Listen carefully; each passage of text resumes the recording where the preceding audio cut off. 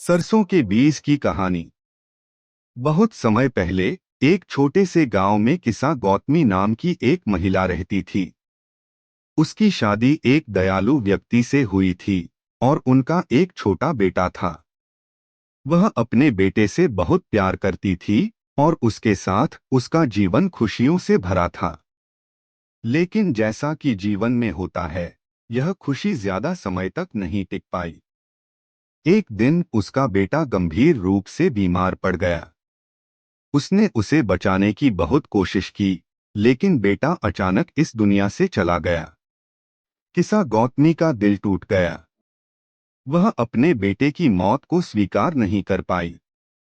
वह अपने बेटे के निर्जीव शरीर को गोद में उठाए गांव में इधर उधर भागती रही, हर किसी से मदद की गुहार लगाते हुए। कृपया मेरी मदद कीजिए। कोई ऐसी दवा है जो मेरे बेटे को फिर से जिंदा कर सके? गांव वालों को उस पर दया आई, लेकिन वे उसकी मदद नहीं कर सके।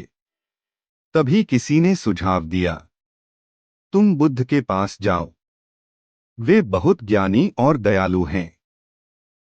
शायद वे तुम्हारी मदद कर सकें। किसा गौतमी ने अपने बेटे को गोद में उठाया और बुद्ध के पास गई।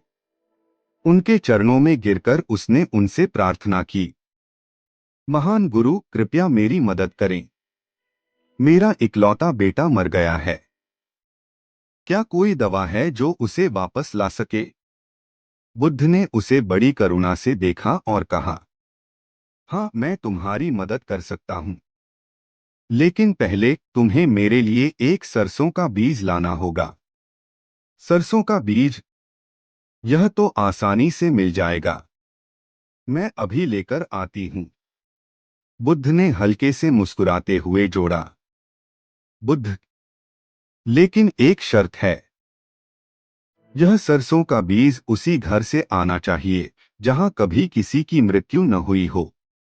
किसा गौतमी ने अपना सफर शुरू किया।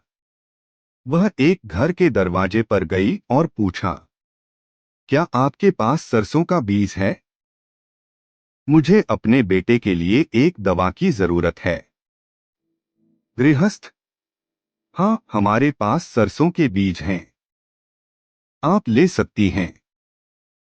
किसा, धन्यवाद, लेकिन मुझे एक बात बताइए, क्या आपके घर में कभी किसी की मृत्यु नहीं हुई?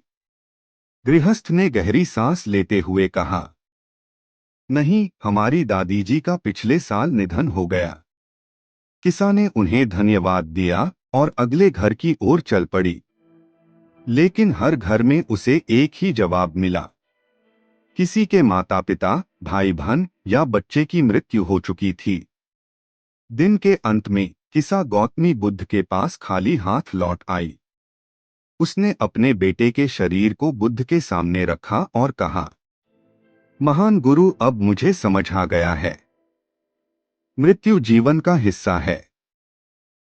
हर परिवार ने किसी न किसी को खोया है।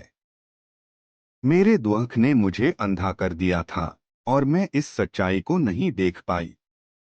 बुद्ध ने करुणा से कहा, हाँ किसा गौतमी, जैसे कोई घर दुख से अछूता नहीं है, वैसे ही कोई जीवन मृत्यु से अछूता नहीं है।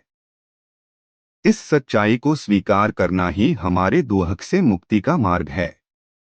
जीवन अस्थायी है और मृत्यु अवश्यंभावी है। इस सच्चाई को स्वीकार करने से हमें शांति मिलती है और अनावश्यक दुख से मुक्ति मिलती है।